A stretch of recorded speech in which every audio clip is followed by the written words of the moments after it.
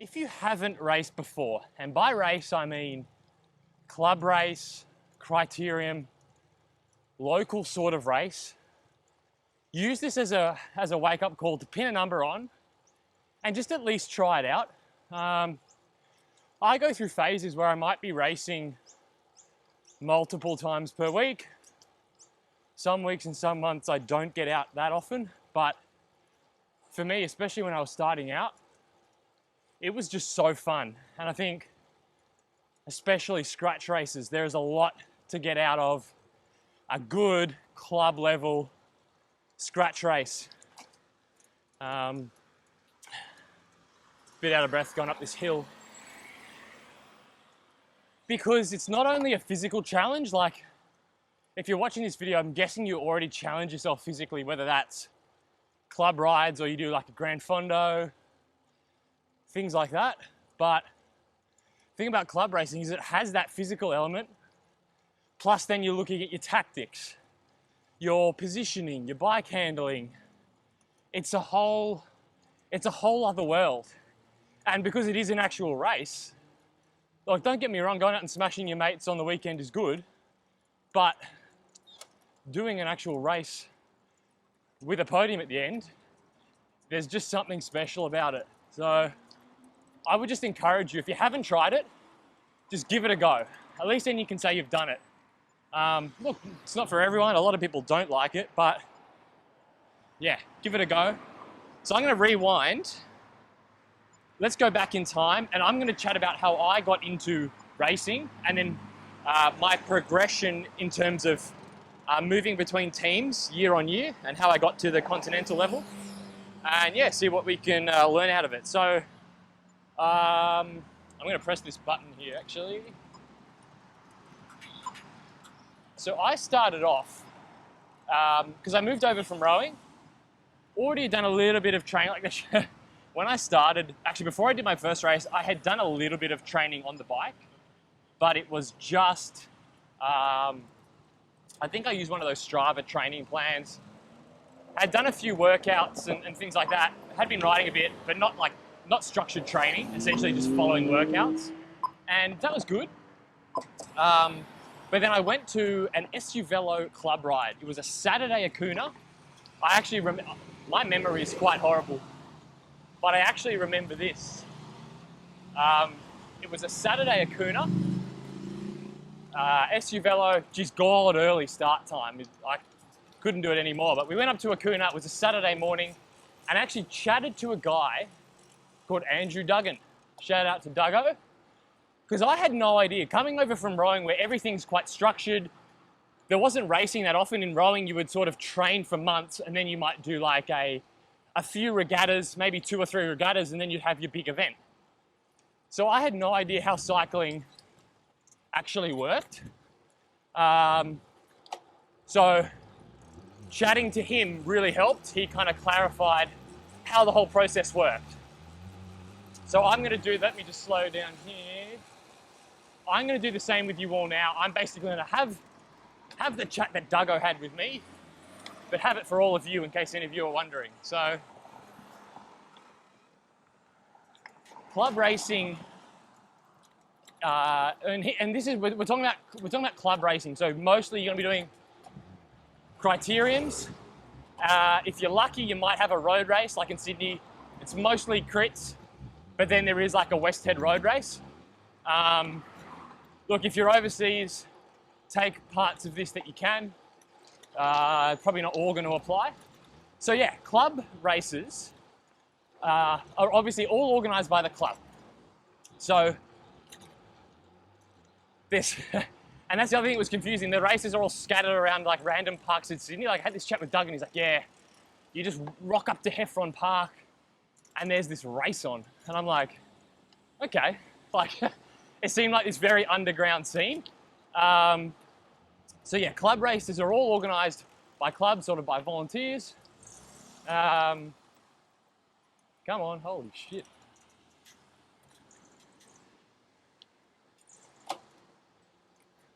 So, first thing you got to do is actually before you even figure out where the races are, you got to figure out you got to get a racing membership. So to actually enter a race in Australia, you need to be insured. You can't just rock up and just enter. You need to be an Oz Cycling race member.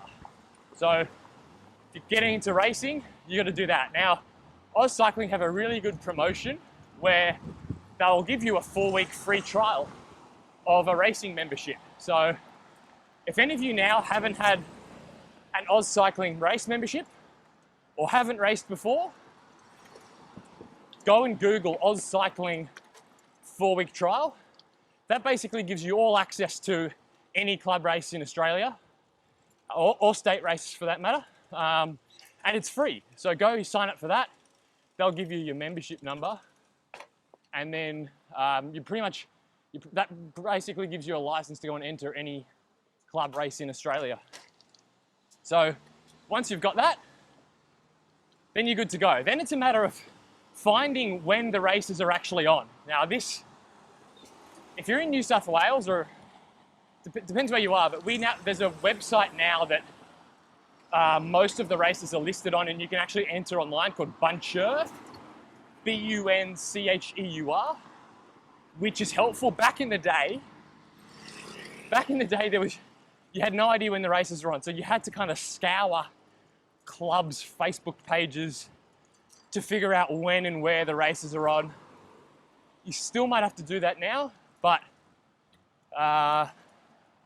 find your local club. Like, if you're in a regional area, your job's kind of easy because you've probably got one cycling club, there's one racing course or racing track, and it's pretty easy to find.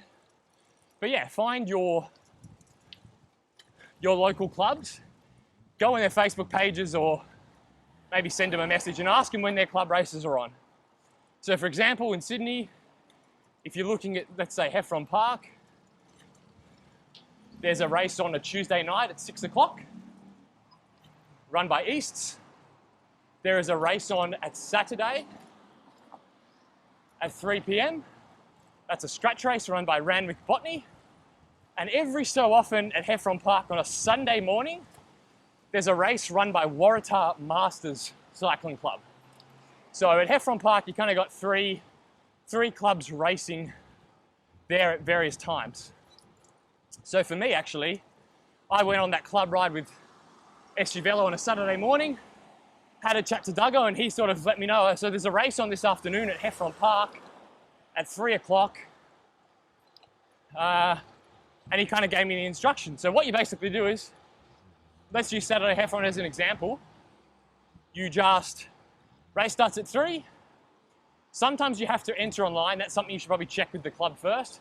Usually you just enter on the day. So let's say the race starts at 3, get there at 2:40, go to the sign-on desk, have your racing license number ready that you purchased, or that you got the free trial of, and then you basically pay your entry money. So it's usually about $20 to start. The club will then give you a number, which you pin on the back of your jersey. That's where the sort of saying "pin a number on" comes from. So you pin the number on the back of your jersey, and then you raid around to the start of your race. It is super windy. I don't know if this is going to be any good, but I'll keep going. So the thing with your entering a club race is that most of the people running the race are actually just volunteers from the club. So if it is your first race and you're not really sure what to do and you're a bit nervous, most of the people, like 99% of the people running the races, are really friendly and helpful because they're just volunteers. So just go up and just say, "Hey, it's my first race here. You know, what do I do?" And they'll help you out and show you where to go. Club racing in Australia is in grades. So in the US, there's divisions, and you've got to get points to upgrade. In Australia, it's a little different. You can essentially just choose to race in whatever grade you like.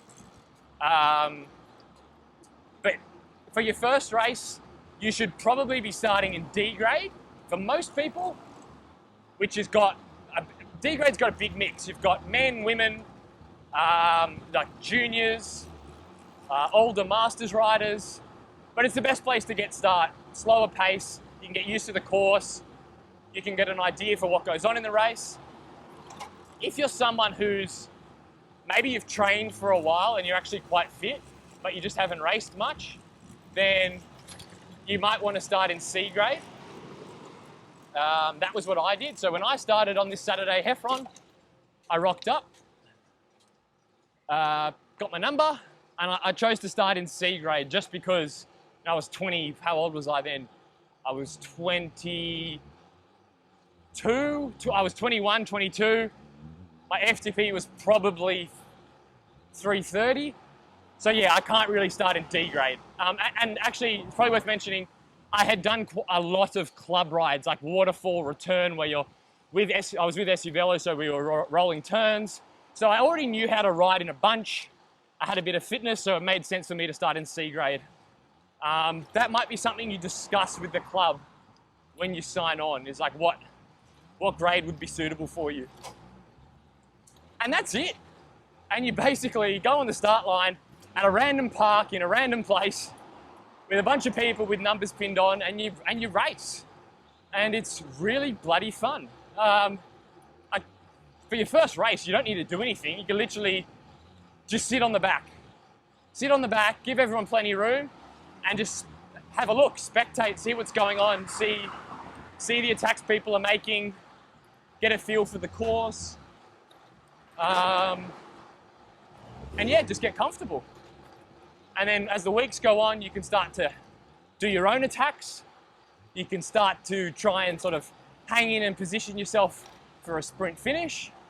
There's so many different things you can do, and it's that whole process I just find really fun. So I highly recommend that.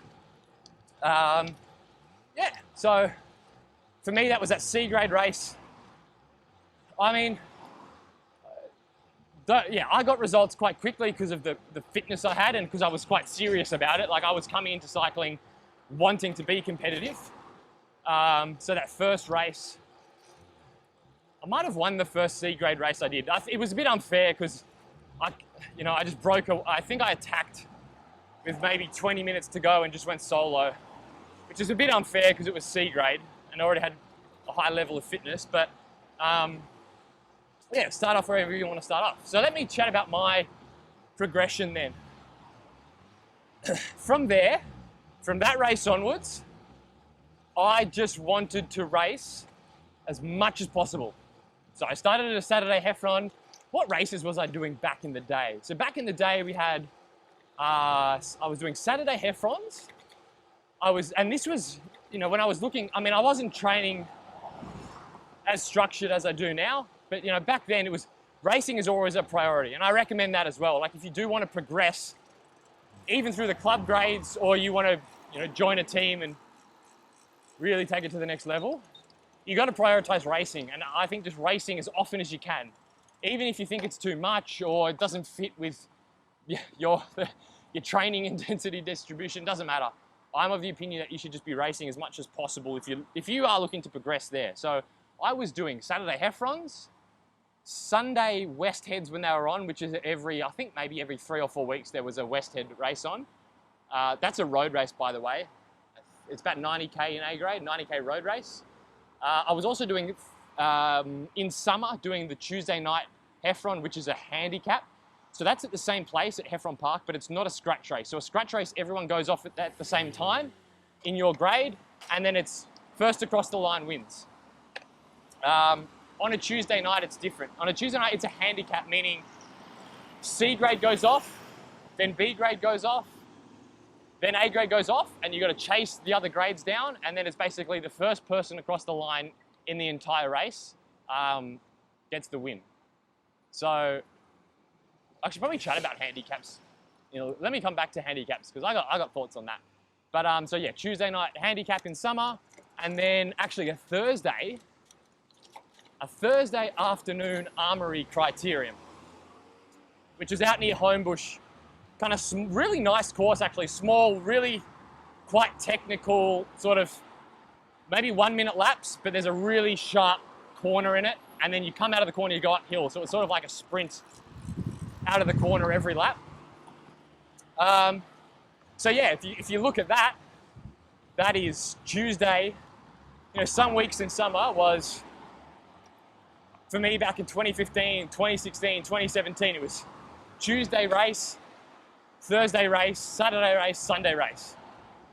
And then your training is essentially managing all that and fitting in whatever else you need in the week, fitting in that around that. So I did C grade, actually moved through B grade quite quickly as well. I think I did maybe, actually let me talk about, before I get onto that, let me talk about the handicap stuff. Handicaps versus scratch races. For people getting started out, so I think scratch races are way better. Now, in Sydney at least, the biggest race in terms of crowd, in terms of height, and sort of in terms of prestige, I guess, is the Tuesday night Heffron. It's been going for the longest. It's got that real adrenaline, the real buzz, because all the grades come together in the last few laps and it's crazy. Crowds are good. That's probably the biggest race, but I think, you know, I actually prefer Saturday Heffrons that are a scratch race because it just allows for more dynamic racing because you've got breakaways. It suits me better. A rider like me better, I prefer a scratch race, basically. You enjoy what you're good at. But also for beginners, I mean, in a handicap, whoever's sprinting at the end gets something out of it. But in a scratch race, you can, maybe you're in the early break and you get off the front and you're really happy with that.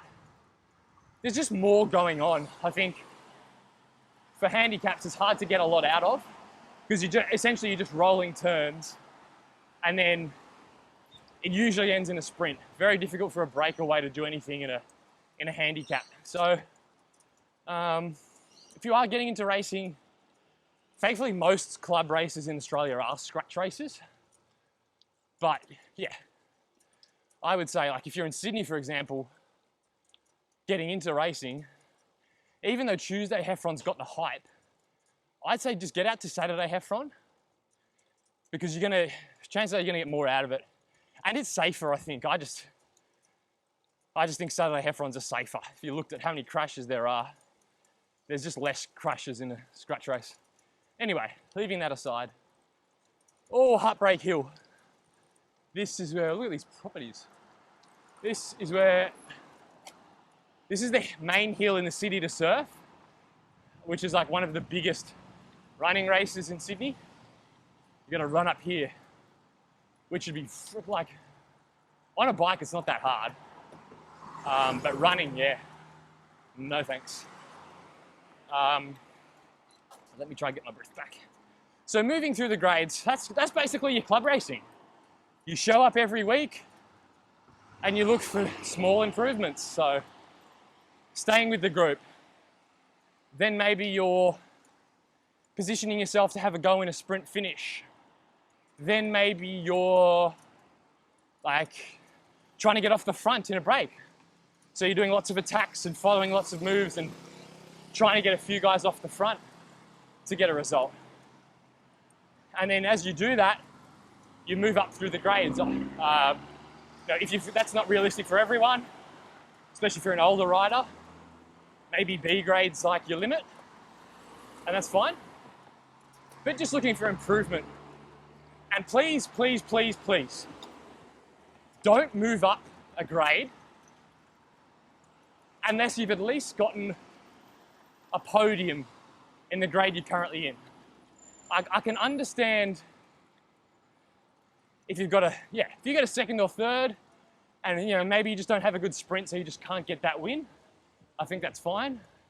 But yeah, if your best result in C grade is 4th or 5th, but you're like, oh, I'm pretty fit, so I'm gonna move up because I'm strong enough. I really don't like that.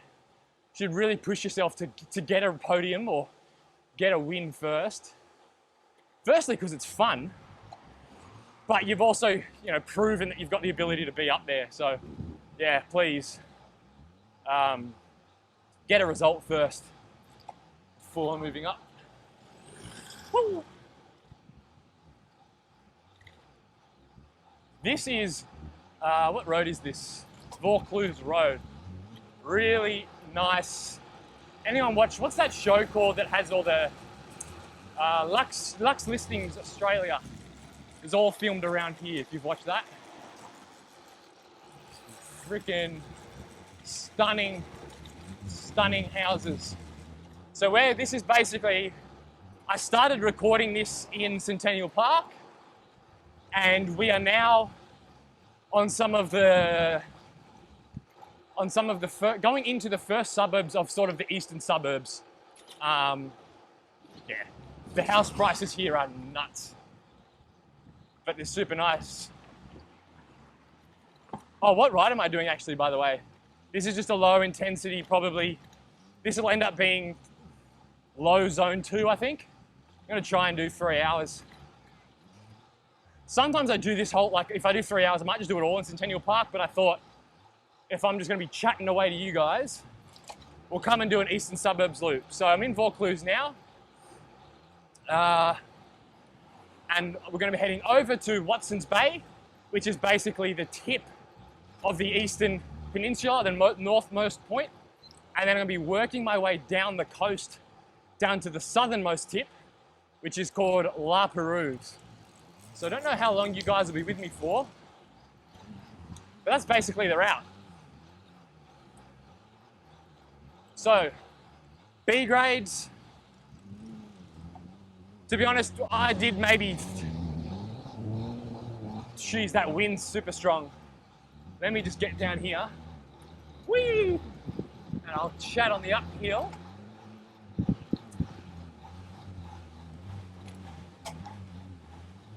It's really nice to ride around here, but man, it is kind of sketchy because there's all these little off streets and driveways, and yeah, you got to have your eyes peeled. So I did, I think, 2 or 3 races of B grade, got my B grade win, and then move up to A grade in pretty much every race.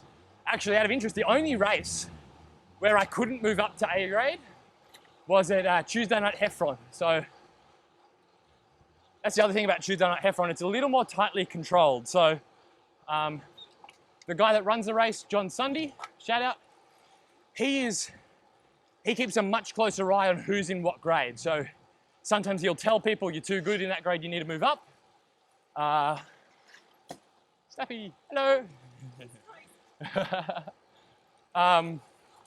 Other times he will not let you move up. Like there are a lot of guys in B grade Tuesday Night Heffron that would be doing A grade in other races just because he makes them wait. I think it's for a safety thing. He kind of makes them wait until they've proven they can handle themselves and, you know, probably get first B grader, and then it's like, cool, you can move up. So that's probably one of the more stricter races. Pretty much every other club race you can just say, oh, I want to be an A grade, and no one really cares. But for a handicap at Heffron, I like the way John does it, where there's a bit more sense to it. Keeps things safer. So I then moved to A grade. So next phase of this, I'm going to be chatting about how I went from just a club, I was racing club races in A grade, getting results, to essentially getting on an NRS team, and then getting on a Continental team where we could race overseas. So, let's go. So I moved up to A grade at Heffron, moved up to A grade in most other races, and was getting results. So I was winning A grade club races. Then I was quite lucky. The time I moved up to that grade and was in a Sydney Uni Velo Club, SU Velo at the time actually had an NRS team. So all you really had to do was race with SU Velo, be strong, like get good club results, And then they would let you race in the SUV NRS team, which would go to some NRS races. Now, at the time, that team was run by Chris Miller, who obviously now runs Nero. So I was quite lucky in a sense that I kind of automatically had that opportunity to do bigger races. So I think, I did a Grafton, I did an NRS Grafton to Inverell. Oh, by the way, can I just say before I get into this, I did really bad. Like, I was pretty much irrelevant in these NRS races with SU Velo, but an opportunity is an opportunity. So I did like a Grafton to Inverell, I think, National Capital Tour, which was a race that doesn't exist anymore, a race that was in Canberra, and a few other ones with the SU Velo, the Tiger Stripes. And that was cool. That was really cool. Like, we didn't get anything. We just had the same SU Velo racing kit on, and I think we used the SU Velo Sydney Uni Sport and Fitness van to get to the races. And I think maybe the club subsidised the entry cost to some of the races. But yeah, that was a really good. I'm really thankful for that opportunity actually, because that SU Velo NRS team doesn't exist anymore.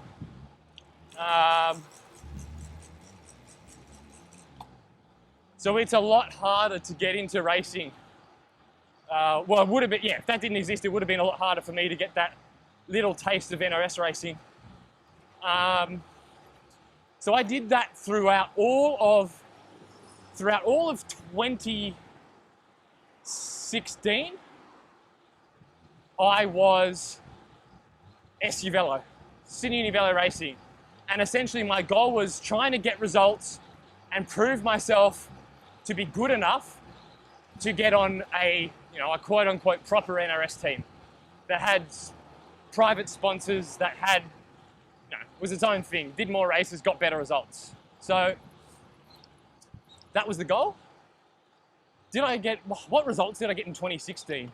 Essentially in 2016, I was gonna go around this car. Woo.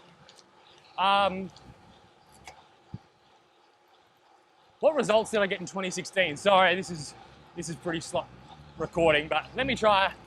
I definitely didn't get any NRS results. I got a lot of club A grade results, like I won a couple of West Head races. I won a lot of Saturday Hef runs. I did well. I did okay in a few state races. Like I got one really good result actually at, there used to be this Australian Triathlon and Endurance, I think it was called Expo, at Sydney Olympic Park. And they ran a crit that was sort of this like a part of the festival. And I lapped the field solo in that one. That was probably the best result I got in 2016. And that was enough to get me recognised by an NRS team and get a ride on there for this 2017 year. So that team was Mobius.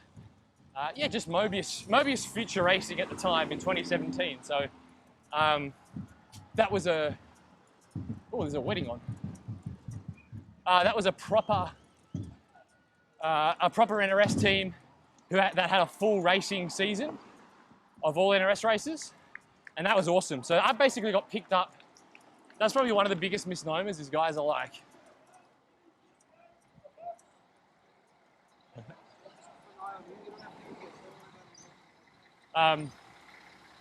get past this bus.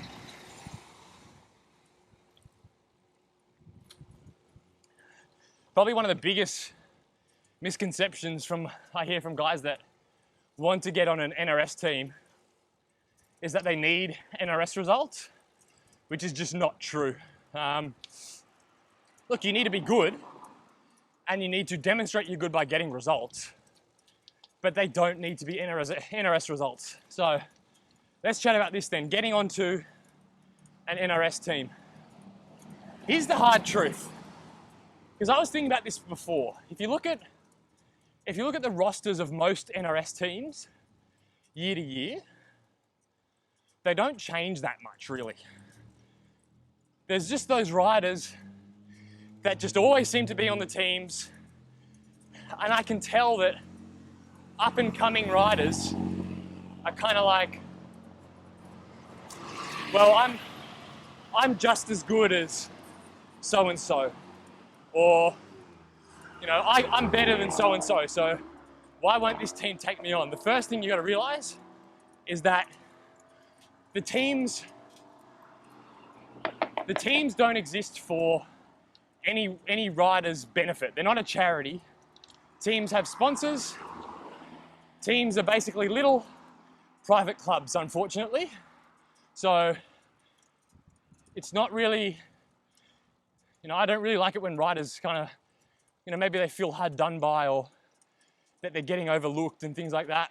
At the end of the day, NRS teams are run by volunteers and by essentially, for pretty much every team, most teams actually, generous sponsors who are just doing it because they want to see riders progress. And those teams don't owe me anything. They don't owe you anything. So yeah, don't feel hard done by just because you're not getting picked, because you know, they're not run by the government and they don't need to have a fair selection policy. They can do whatever they want. So keep that in mind. But what I'm kind of saying there is, let's say if you're looking at a team, you want to get on a team and you're like, well, I'm better than that person in that team. You know, you might be, but that person on that team might be a really good guy and might be really fun and really good for the team atmosphere. Or maybe he or she does other things in races that you don't even notice. So even though you might be ahead of them on the results sheet, they might be providing a lot of value to that team. So unfortunately, it's quite easy to stay on an NRS team once you're on, but it's bloody hard to get on one. So what you have to basically, essentially the standard of riding or results to get on an NRS team is a lot higher than to stay on one. So if you want to get on an NRS team, you need to look at, I don't know, if you want to be setting yourself a bar and goals, like look at the, geez, it's really windy. Woo! Holy crap. I'm barely moving. Take a look at the bottom 3 or 4 riders maybe in a team, and you need to be like clearly better than them, because riders, if they've got a, you know, solid enough rider who's a good guy, they're not going to take him off the roster to put you on. If you at best you're just as good, but then they're taking the risk of removing like a rider they like. So you need to be better, clearly better than someone else. So that's not just finding a random race and then being like, well, I finished ahead of them. Like, you need to be clearly, consistently better through getting results. So essentially, you just need to be racing as often as possible and proving that you're better than them. Better than some of their current riders so they can do a swap, essentially. And yeah, that doesn't require doing NRS races. You can do that from, and this applies if you're overseas as well, from whatever your national level of racing is, you should be able to prove yourself through club or more sort of regional state level racing. I do think that's possible. I mean, it all comes down to how you sell yourself, how good your EOI is to a team, and that sort of thing. Other thing, just in terms of getting on a team, is you got to look at how the teams pick riders, because I feel like a lot of riders are kind of waiting for that tap on the shoulder to get on the team. They're like, oh, if I just get good results and someone sees it, they're going to come over and, you know, whisper a deal in my ear and write something on a napkin and then slip it in my jersey pocket. It's just not how it works. You really almost got to be, you got to put yourself out there and make yourself known to the people that run the teams you want to get on. So yeah, that whole process is, I mean, that's part of my job for some of the riders I coach, is helping them get on teams. So I'm not gonna, you know, I'm not gonna spend an hour giving away everything, but yeah, just put some thought in and put yourself out there if you are looking to get on a team. But you need to have clear results to back it up. Otherwise, you're literally just wasting your time, unfortunately. So, woo. So we'll just chat about this ride. We've been past where that wedding was. That was up near Watson's Bay. So basically riding south now, making my way down to Bondi Beach. And it feels like there's a big southerly, so we're gonna have a headwind the whole way. So I'm gonna go left here onto Military Road and sort of snake my way down to Bondi Beach. So, that is NRS, that's NRS, yeah, getting onto an NRS team.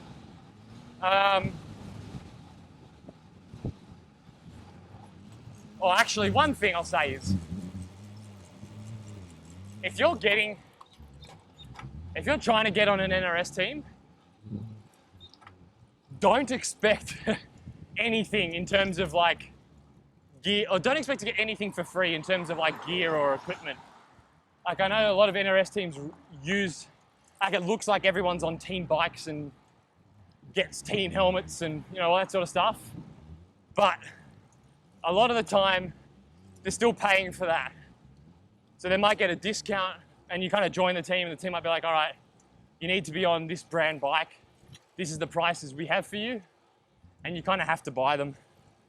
And you also might be paying a rider contribution, which is, they might say, okay, start of the year, you need to pay, I don't know, $1,000. And that covers you being on the team for the year. And then in return for that, the team might like pay for your accommodation and race entry fees and you know, when you go to a race, and maybe food, you know? It's that sort of thing. It's not like you get on an NRS team and then there's just this bike waiting for you and all this kit and it's all free. It's just, you get that at the Continental level. On some Continental teams, you'll get that. But for pretty much anything else, you're gonna be paying. So just keep that in mind. So 2017 with Mobius Future Racing, I had a really good year actually.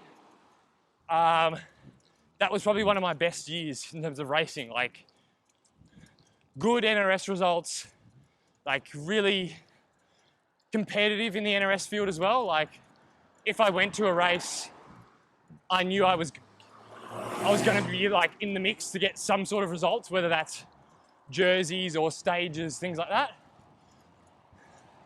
So at this stage, I wanted to go pro. Like, I wanted to be, I was at uni, but yeah, I was putting pretty much everything into cycling. So keep that in mind.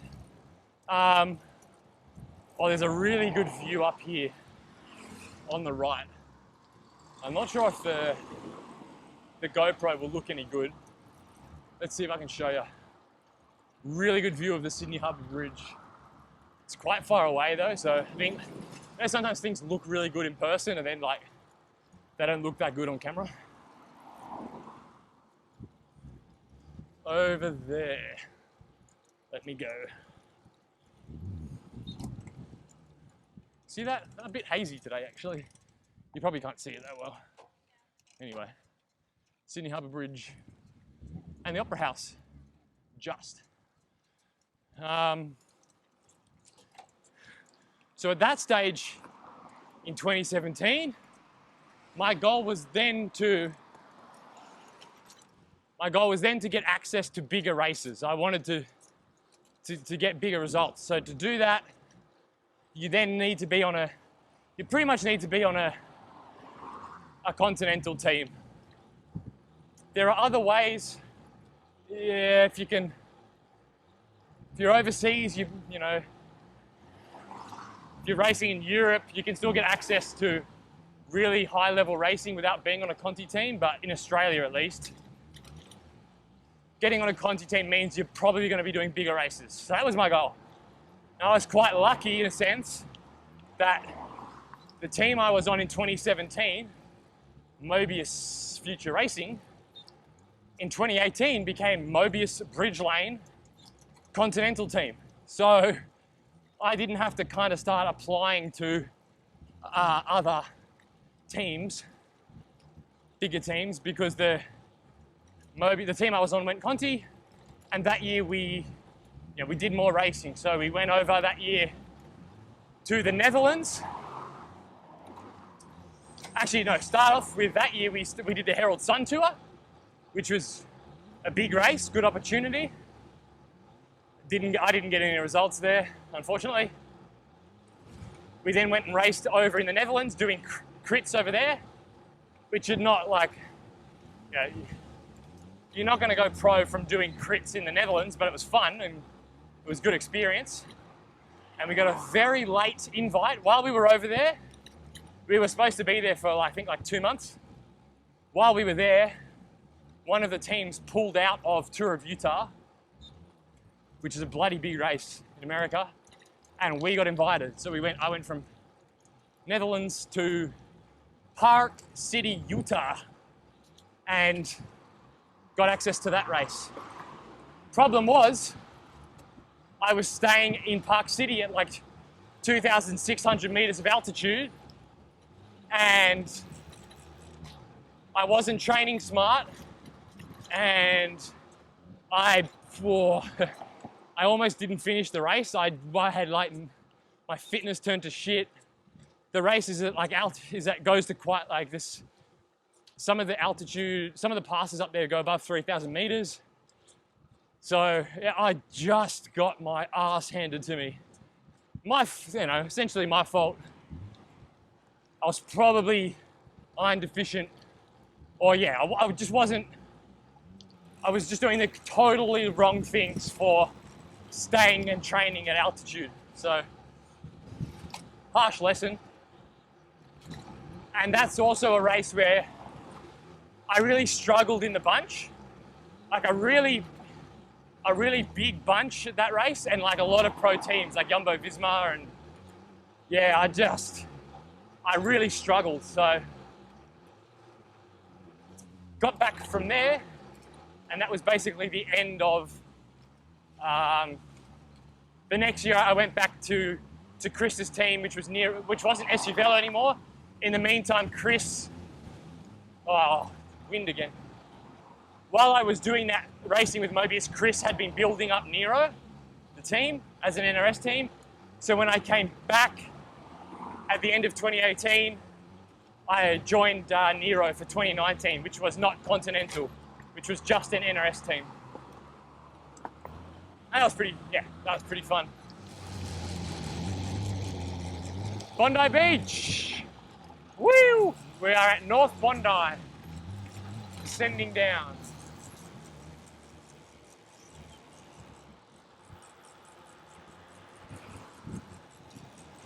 Yeah, I'll go and show you. I'll divert from leave my zone 2. Show you the beach. There it is. Bondi Beach, everyone. This is South Bondi. Surfers usually go on this side, punters up the other end.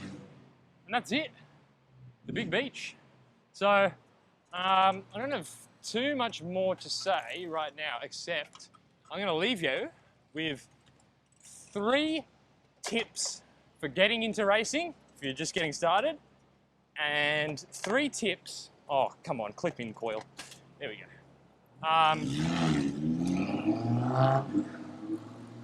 And 3 tips if you're wanting to get on a team. I'll leave it as general as that. So if you're getting into racing, my first tip would be stop thinking about it. Just do it. So stop thinking about how you're gonna race or how strong you're gonna be or how to, I don't know, any of how dangerous it is, anything like that. Stop thinking about it. If you're in Australia, go and get your 4-week free trial. When you do that, when you get your 4-week free trial, when you get a race membership, you have to pick a cycling club. So every single person in Australia with a Oz Cycling Racing membership is affiliated with a club. Don't get too caught up in that. Like, unless you're planning on doing club rides with your club, doesn't really matter what club you pick. So probably just pick whatever club is based around where you live and go from there. But yeah, first tip, if you're getting into racing, is just do it. Just try it out. And even if you're not considering getting into racing, but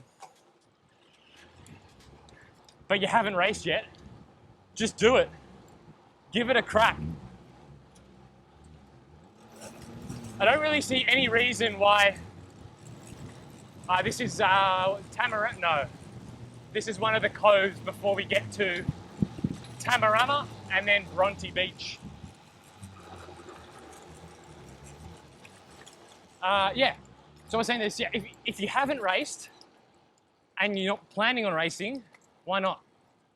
Just give it a go. If you don't like it, trial membership's free. If you don't like it, just don't do it again. Yeah, it is really fun. So, second tip if you're getting into racing is try and choose a course that suits you. Like, even in Sydney, someone like Chris doesn't really like racing at Heffron because the road surface is bad, it's dead flat. It's hard for him to really get much out of it. So, you know, if you're a bit of a smaller rider and you do live in somewhere like Sydney where you've got choices to race, like spend some time looking around. Like there's, Sydney, for example, if you're a bit of a smaller rider, you might prefer to go and race at a Waratah Park, which is on a Sunday morning run by Southern Cross Cycling Club, or on a Friday night run by Sutherland Cycling Club. So all I'm saying is, just because your most local course doesn't suit you, do some looking around. Like, there's so many people in Sydney that don't like Heffron, but that would never have raced at, let's say, Armoury Crit, which is a bit more punchy. So yeah, keep that in mind, please. Third tip, if you're getting into racing, that is Bronte Beach. Surf's up. Don't be scared of crashing. From what I hear, one of the main reasons, and we're getting rained on. From what I hear, one of the main reasons why people don't want to race is because they think it's like really dangerous and they're going to crash. Like, I don't really get it. There's definitely crashes, but I mean, if you go out with on a club ride on a Saturday morning, there's crashes there too. And there's definitely races that are more prone to crashes. And also, you can race in a way which makes you less prone to getting caught up in a crash. So for example, honestly, in the last 6 years, since I started racing, I've barely crashed. I think I've never been caught up in a big crash. And most of the crashes I had have been like coming out of a corner and then like overshooting it. Did that once in New Zealand. Or cornering with a flat tire. Did that once at a White Bay Crit. Front tire was flat. Fully tipped it into this full 360 turn and just fully binned it. But no, I haven't crashed that often. It's because I race in a way that's, I don't take the risks. So if you are racing and you're scared of crashing, maybe don't, look, it's gonna make it harder to get results, but maybe don't sit right if things start to really bunch up. Maybe don't sit right in the middle of the pack with 3 people on your left and 3 people on your right, and the race maybe 10 rows deep and you're just sitting in the middle of it in a pack of sardines.